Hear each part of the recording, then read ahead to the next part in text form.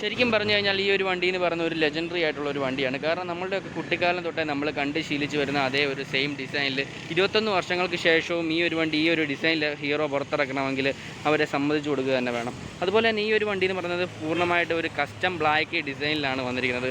അതുകൊണ്ട് തന്നെ നല്ല ഒരു ഫിനിഷിംഗ് ആണ് ഈ ഒരു വണ്ടിക്ക് കാണാനായിട്ട് തന്നെ മൊത്തത്തിൽ ഡിസൈൻ വൈസ് നോക്കുകയാണെങ്കിൽ.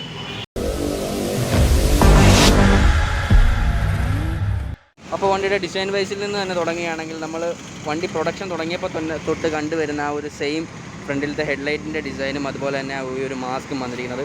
അതുപോലെ തന്നെ വണ്ടിയുടെ താഴത്തേക്ക് നോക്കുകയാണെങ്കിൽ അതേപോലെ തന്നെ നമുക്ക് പഴയ രീതിയിലുള്ള ആ ഒരു സസ്പെൻഷനും കാര്യങ്ങളും ഒക്കെ തന്നെയാണ് ഫ്രണ്ടിൽ വന്നിരിക്കുന്നത്. അതുപോലെ തന്നെ ബ്രേക്കിൻ്റെ സൈഡിലേക്ക് നോക്കുകയാണെങ്കിൽ ആ ഒരു പഴയ ഡ്രം ബ്രേക്ക് സിസ്റ്റം തന്നെയാണ് ഈ ഒരു വണ്ടിയിൽ വന്നിരിക്കുന്നത്. സൈഡിലേക്ക് നമ്മൾ ഈ ടാങ്കിൻ്റെ ഭാഗത്തേക്ക് നോക്കുമ്പോൾ ഈ ഒരു ടാങ്കിൽ നമുക്ക് ഹീറോ എന്ന് പറയുന്ന ഒരു സ്റ്റിക്കറിൻ്റെ ബാഡ്ജിങ് മാത്രമാണ് വന്നിരിക്കുന്നത്. ബാക്കി ഫുള്ള് നമുക്ക് ബ്ലാക്ക് ആണ് വന്നിരിക്കുന്നത്. അതുകൊണ്ട് തന്നെ ആ ഒരു പഴയ ആ ഒരു സ്പ്ലെൻഡറിൻ്റെ ഐക്കോണിക് ആയിട്ടുള്ള ആ ഒരു കളർ കോഡ് നമുക്ക് ഈ ഒരു വണ്ടിയിൽ കാണുന്നില്ല. അത് ഇല്ലെങ്കിൽ കൂടി തന്നെ ഈ വണ്ടി ടോട്ടലി ബ്ലാക്ക് ആയതുകൊണ്ട് തന്നെ ഈ ഒരു വണ്ടിയിൽ ഈ ഒരു വൈറ്റ് കളറിൽ ഹീറോ എന്ന് പറയുന്ന ഈ ഒരു സ്റ്റിക്കറിങ് വളരെ മനോഹരമായിട്ടാണ് വന്നിരിക്കുന്നത്. അതുപോലെ തന്നെ ഈ ഒരു സൈഡിലേക്ക് നോക്കുകയാണെങ്കിൽ ഇവിടെ നമുക്ക് സ്പ്ലെൻഡർ പ്ലസ് എന്നുള്ള ഒരു ബാഡ്ജിങ് കാണാനായിട്ട് സാധിക്കും. അതിൻ്റെ താഴത്തായിട്ട് നമുക്ക് i3s എന്ന് പറയുന്നൊരു ടെക്നോളജി ഈ ഒരു വണ്ടിയിൽ വന്നിട്ടുണ്ട്. അതിൻ്റെ ഒരു ബാഡ്ജിങ് നമുക്ക് കാണാനായിട്ട് സാധിക്കും. പിന്നീട് ഈ ഒരു സൈഡിലേക്ക് നോക്കുകയാണെങ്കിൽ നമുക്ക് വണ്ടിയുടെ പവർ സ്റ്റാർട്ടിൻ്റെ ബാറ്ററിയും കാര്യങ്ങളൊക്കെയാണ് ഈ ഒരു ഭാഗത്ത് വന്നിരിക്കുന്നത്. പിന്നീട് ഈ വണ്ടിയുടെ എഞ്ചിനെ പറ്റിയിട്ട് പറയുകയാണെങ്കിൽ 100 cc single cylinder air cooled എഞ്ചിനാണ് ഈ ഒരു വണ്ടിയിൽ വന്നിരിക്കുന്നത്. ഈ ഒരു വണ്ടിയുടെ എഞ്ചിനെ പറ്റി നമുക്ക് എല്ലാവർക്കും അറിയാവുന്ന കാര്യമാണ്. അത്യാവശ്യം നല്ല രീതിയിൽ പവറും മൈലേജും ഒക്കെ തന്നെ ഒരുമിച്ച് പ്രൊവൈഡ് ചെയ്യുന്ന ടൈപ്പ് ഒരു എഞ്ചിനാണ് ഈ ഒരു വണ്ടിയുടേത് എന്ന് പറയുന്നത്. അതുപോലെ തന്നെ വണ്ടിയിൽ എടുത്തു പറയേണ്ടത് ഈ ഒരു വണ്ടി എന്ന് പറയുന്നത് ഫ്യൂവൽ ഇഞ്ചക്ഷനാണ്. അപ്പം ഈ ഒരു ഭാഗത്തായിട്ട് നമുക്ക് ഫ്യൂവൽ ഇഞ്ചക്ഷൻ്റെ യൂണിറ്റൊക്കെ കാണാനായിട്ട് സാധിക്കും. ഈ ഒരു ഭാഗത്ത് നമുക്ക് പണ്ട് കാർബറേറ്ററാണ് വന്നിരുന്നത്. എന്നാൽ ഇവിടെ ഇപ്പോൾ നമുക്ക് ഫ്യൂവൽ ഇഞ്ചക്ഷൻ യൂണിറ്റാണ് ഈ ഒരു ഭാഗത്ത് കാണാനായിട്ട് സാധിക്കുന്നത്. അവിടുന്ന് നമ്മൾ പുറകിലേക്ക് പോവുകയാണെങ്കിൽ ഈ ഒരു ഭാഗത്ത് നമുക്ക് വണ്ടിയുടെ സാരികാട്ടും കാര്യങ്ങളൊക്കെ കാണാനായിട്ട് സാധിക്കും. ആവശ്യമില്ലെങ്കിൽ നമുക്ക് അപ്പം തന്നെ ഊരി മാറ്റാവുന്നതാണ്, ഞാൻ എപ്പോഴും പറയുന്നത് പോലെ തന്നെ. പിന്നീട് നമ്മൾ ടോട്ടൽ ഈ ഒരു വണ്ടിയിലേക്ക് നോക്കുകയാണെങ്കിൽ ഈ വണ്ടിയിൽ ഒരു ബ്ലാക്കും പിന്നീട് ചെറിയ ചെറിയ ക്രോമിൻ്റെ എലമെൻറ്റും ഒക്കെ കൂടിയിട്ടാണ് ഈ ഒരു വണ്ടിയുടെ ഫിനിഷിങ് വന്നിരിക്കുന്നത്.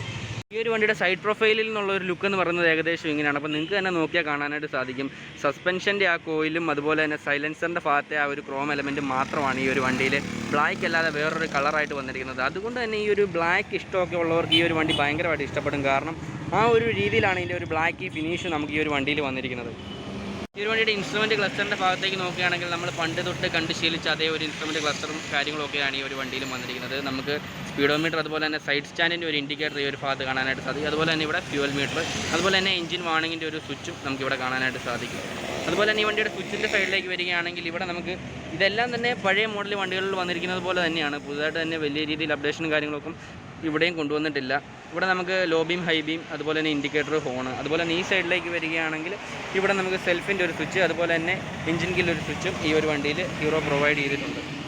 ഈ ഒരു വണ്ടിയുടെ ടാങ്ക് കപ്പാസിറ്റി എന്ന് പറയുന്നത് 9.4 അതുപോലെ തന്നെ ഈ ഒരു വണ്ടിയുടെ മൈലേജിൻ്റെ കാര്യം നിങ്ങൾക്ക് എല്ലാവർക്കും അറിയാമല്ലോ. ഈ വണ്ടിക്ക് ഏകദേശം എത്ര മൈലേജ് കിട്ടുമെന്ന്. അപ്പോൾ ഈ ഒരു വണ്ടിക്ക് കമ്പനി തന്നെ പറയുന്നത് ഏകദേശം ഒരു 85 ലിറ്ററോളം മൈലേജ് നമുക്ക് ഈ ഒരു വണ്ടിയിൽ നിന്ന് തന്നെ കിട്ടുമെന്നാണ്. അപ്പോൾ ഏകദേശം ആ ഒരു രീതിയിൽ നമുക്ക് മൈലേജും കാര്യങ്ങളൊക്കെ പ്രതീക്ഷിക്കാം. അതും പ്രത്യേകിച്ച് ഇപ്പം പെട്രോളിൻ്റെ ഒക്കെ ഒരു വില ഇങ്ങനെ കയറി നിൽക്കുന്ന ഒരു സാഹചര്യത്തിൽ സ്പ്ലെൻഡറൊക്കെ തന്നെ ആയിരിക്കും നമുക്ക് കുറച്ചും കൂടി ഫിനാൻഷ്യലി അഡോപ്റ്റബിൾ ആയിട്ടുള്ളത്. അപ്പോൾ വണ്ടിയുടെ സീറ്റിംഗ് പൊസിഷനെ പറ്റിയിട്ടൊക്കെ പറയുകയാണെങ്കിൽ എല്ലാവർക്കും അറിയാവുന്ന കാര്യമാണെങ്കിലും ഞാൻ ഒന്നും കൂടി പറയാം. സീറ്റിംഗ് പൊസിഷൻ അത്യാവശ്യം നല്ല രീതിയിൽ അപ്രൈറ്റ് ആയിട്ടുള്ളൊരു സീറ്റിംഗ് പൊസിഷനും കാര്യങ്ങളൊക്കെയാണ് ഈ ഒരു വണ്ടിയിൽ നമുക്ക് ഹീറോ കൊടുത്തിരിക്കുന്നത്. ഈ ഒരു സൈഡിലേക്ക് നോക്കുകയാണെങ്കിൽ ഇവിടെ നമുക്ക് പവർ സ്റ്റാർട്ടിൻ്റെ ഒരു യൂണിറ്റ് കാണാനായിട്ട് സാധിക്കും. അതുപോലെ തന്നെ അതിൻ്റെ താഴത്തേക്ക് പോവുകയാണെങ്കിൽ നമുക്ക് ഇവിടെ ഒരു കാറ്റലിറ്റിക് കൺവേർട്ടറിൻ്റെ യൂണിറ്റും കാണാനായിട്ട് സാധിക്കും. എല്ലാ BS6 വണ്ടികളിലും കാണുന്നത് പോലെ തന്നെയാണ് ഇവിടെയും. അതുപോലെ തന്നെ ഈ ഒരു ഭാഗത്തേക്ക് പോവുകയാണെങ്കിൽ നമുക്ക് സൈലൻസറിൻ്റെ മുകളിലായിട്ടൊരു ക്രോം ഫിനിഷിലുള്ളൊരു ഗാർഡ് കാണാനായിട്ട് സാധിക്കും. ഈ ഒരു ക്രോം ഫിനിഷ് മാത്രമാണ് ഈ ഒരു വണ്ടിയിൽ എടുത്ത് കാണിക്കുന്ന രീതിയിലുള്ളൊരു വേറൊരു കളർ എന്ന് പറയുന്നത്. അകലെ നിന്നൊക്കെ നോക്കുമ്പോൾ ഈ ഒരു ബ്ലാക്കും ഈ ക്രോം ഫിനിഷും കൂടി നമുക്ക് കാണുമ്പോൾ നല്ല ഒരു ഭംഗി ഈ വണ്ടിക്ക് കിട്ടുന്നുണ്ട്. പിന്നീട് വണ്ടിയുടെ ബാക്ക് സൈഡിലേക്ക് പോകുമ്പോഴും ബാക്കിൽ നമുക്ക് വന്നിരിക്കുന്നത് ഡ്രം ബ്രേക്കും കാര്യങ്ങളും ഒക്കെ തന്നെയാണ്. പിന്നീട് നമ്മൾ വണ്ടിയുടെ ബാക്കിൽ നിന്നുള്ളൊരു ലുക്ക് നോക്കുകയാണെങ്കിൽ ഏകദേശം ഇങ്ങനെയാണ് വന്നിരിക്കുന്നത്. LED കാര്യങ്ങളൊന്നും തന്നെയല്ല ബാക്കിലത്തെ ടൈലൈറ്റ്. ഇത് ഹാലോജൻ ബൾബാണ്. അതുപോലെ തന്നെ ഇൻഡിക്കേറ്റേഴ്സ് നമുക്ക് ഹാലോജൻ ബൾബുകൾ തന്നെയാണ് വന്നിരിക്കുന്നത്. അപ്പോൾ മുകളിലോട്ട് വരുമ്പോൾ ഇവിടെ ഒരു ചെറിയൊരു കാരിയർ പോലെ നമുക്ക് കാണാനായിട്ട് സാധിക്കും. അത്യാവശ്യം ചെറിയ ചെറിയ സാധനങ്ങളൊക്കെ നമുക്ക് വേണമെങ്കിൽ ഇവിടെ ലോഡ് ചെയ്തുകൊണ്ട് പോകാനായിട്ട് സാധിക്കും. അപ്പോൾ ഇത്രയും കാര്യങ്ങളാണ് ഓവറോൾ ഈ ഒരു വണ്ടീനെ പറ്റിയിട്ട് പറയാനായിട്ടുള്ളത്. മെയിനായിട്ട് പറയുകയാണെങ്കിൽ ഈ ഒരു വണ്ടീനെ പറ്റിയിട്ട് നമ്മളുടെ ഒരു സാധാരണ ഒരു വണ്ടി ഭ്രാന്തിനെ പറഞ്ഞ് പഠിപ്പിക്കേണ്ട കാര്യമില്ല. കാരണം എല്ലാ കാര്യങ്ങളും ഞാൻ പറഞ്ഞതുപോലെ തന്നെ 1996 തൊട്ട് വന്ന കാര്യങ്ങളൊക്കെ തന്നെയാണ്. പിന്നെ ചെറിയ ചെറിയ മാറ്റങ്ങളും കാര്യങ്ങളും ഒക്കെയാണ് ഈ ഒരു ഹീറോ കൊണ്ടുവന്നിരിക്കുന്നത്. എടുത്ത് പറയുകയാണെങ്കിൽ ആ ഒരു മാറ്റങ്ങൾ എന്ന് പറയുന്നത് നമുക്ക് ഫ്യൂവൽ ഇഞ്ചക്ഷൻ ആയിട്ടുണ്ട്, അതുപോലെ തന്നെ ഇപ്പോൾ സെൽഫ് വന്നിട്ടുണ്ട്, അലോയ് വന്നിട്ടുണ്ട്. അതൊക്കെയാണ് മേജറായിട്ടുള്ള മാറ്റങ്ങൾ. ബാക്കിയുള്ള കാര്യങ്ങൾ വെച്ച് അത് മാറ്റി നിർത്തുകയാണെങ്കിൽ 1996 എങ്ങനെ സ്പ്ലെൻഡർ ലോഞ്ച് ചെയ്തോ ആ ഒരു സ്പ്ലെൻഡർ തന്നെയാണ് ഈ നമ്മുടെ മുമ്പിൽ കാണുന്നത്.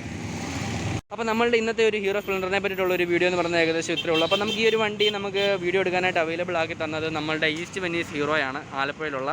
അപ്പോൾ നമ്മളുടെ ഈ ഒരു വണ്ടിയുടെ കാര്യങ്ങളൊക്കെ ആയിട്ട് ബന്ധപ്പെട്ട് ഏത് ഹീറോയുടെ വണ്ടിയാണെങ്കിലും നമുക്ക് ഈ ഒരു ഷോറൂമിൽ സമീപിക്കാവുന്നതാണ്. അപ്പോൾ നമുക്ക് അടുത്തൊരു വീഡിയോയിൽ കാണുന്നതിനും വരെ ബൈ.